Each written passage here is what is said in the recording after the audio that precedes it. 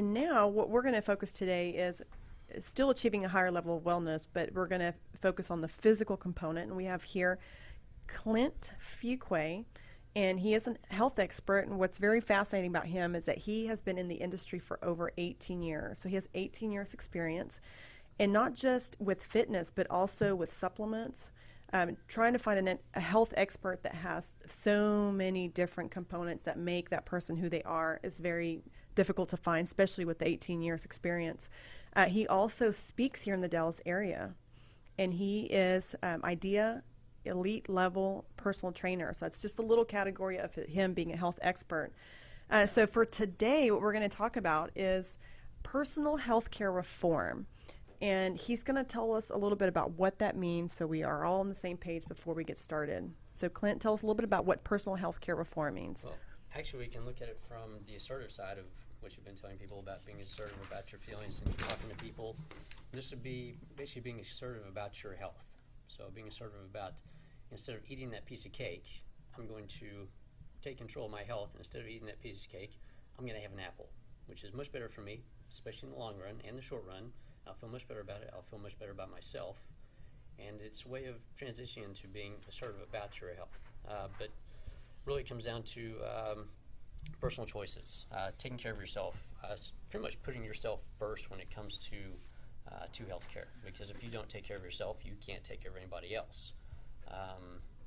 You know, whether it comes down to your job, whether taking care of a child, things like that. I mean, you'll notice on airplanes, whenever the little oxygen tank drops down, they tell you, you know, parents put the oxygen mask on first, so you have oxygen, then you take care of your kids. Now, and that's definitely a very good point, because when I was younger, you know, last year, I used to wonder why they would say, I always think of my children, so I'm thinking, take care of them and then take care of myself. But you're right, you can't be as effective if you're taking care of everybody else and then saving the last for you. So that's a very, very good point to keep reminding ourselves that even though we think that we're really helping more by putting ourselves at the end of the list, it's at the end of the day, it's not the truth. It's very, very counterproductive to put yourself at the end of the list when it comes to your own health. I was going to use another example, but it just went in my head. Okay. That's okay. Well, there are some categories within this topic that we're going to address, and one of the ones that is really interesting, and I know people come to me and ask me a lot of questions about, is nutritional supplements. So tell us a little bit about what percentage you think they really contribute to our health, and how important is it for us to take them every day, and what brand do you go to? Nutritional supplements. First big thing about nutritional supplements that everybody needs to understand is they are supplements. They're there to supplement what you cannot get from your diet. So the main thing, first off, is take care of your diet. Look at what you're actually eating. Look at the meats you're taking in. Look at the vegetables. Look at the fruits. Look at the quality of these things. You want the best quality food that you can put into your body, because it's essentially fuel. And this is, you put it in your mouth, your body breaks it down, and that's what becomes your body. That's essentially what happens. So if you're eating Twinkies all the time, your body is basically a big Twinkie. So, personally, I don't want to be a Twinkie. Wait a minute. Okay. I look like a gumdrop, so. Well, and I don't even eat those, like. But I do eat jelly beans. Okay. So going beyond that, getting specifically to supplements, the main thing on supplements is, you know, big brands are not always the best. They just market better than everybody else. So don't get into the whole marketing hype of things. A couple of things you want to look for are, you know, are they processed well? You can look for like a little stamp that has GMP on it. It's a good manufacturing process. Basically means they're up to standard on their processing. There's no trash that's put into the products. You know, to worry about lead contaminants, things like that, is where what that rating comes from. And it's actually set up by the FDA. Now, a little bit more specifically, what supplement? I mean, they have the market is literally saturated with, you name it, they have it. What would you say are the top three that if you recommend anybody to take? Top three things that anybody should take. And these are actually, I've got one whole series I do on needed supplements, wanted supplements, and hype supplements. The needed definitely are multivitamins. Mostly because it's very, very tough to get all the vitamins that you need out of just daily food intake. I mean, if you look at degradation of soil from you know, over farming, things like that, even if you're eating organic, I mean, you'll have to take in about 5,000 calories to get 100% daily value of everything in.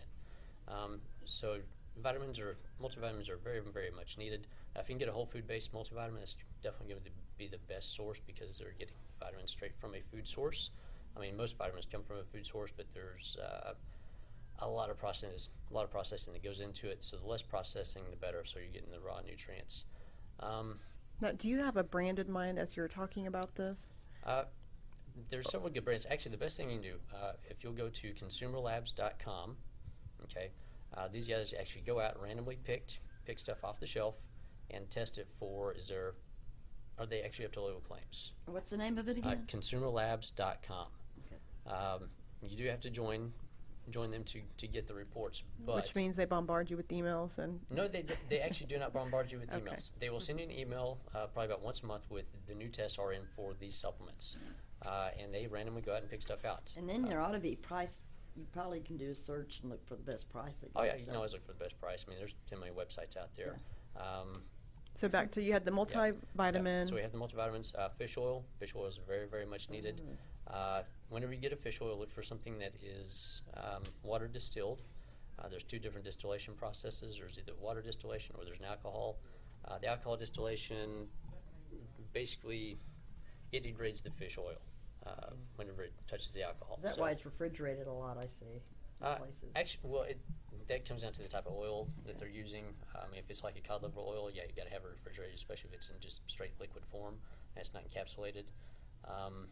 But if it's encapsulated, stuff like that, you want to find the one that is actually water distilled. I will name a brand on this one. Nordic Naturals is fantastic. They basically have set up the standard that everybody goes by with processing fish oils. They're one of the best out there. Nordic standards. Yeah, Nordic Naturals. Okay. Nordic Naturals. Fantastic product. Incredible product. Recommend their stuff highly. So for that, fish oil, very beneficial. Mostly, I mean, the typical American diet, you've got a lot of omega-6 fatty acids in there. If you have a lot of omega-6 fatty acids going into your diet, you're going to have a lot of inflammation in your system. So that means more joint pain. That means lack of energy. That means you get sick a little more often. You increase the amount of omega-3s in there. That starts to go away. And then I would think calcium. Calcium's important. We have a question on the floor. Yeah, calcium actually kind of comes We have in a with the whole question? multivitamin. Yeah, Clint, Yeah.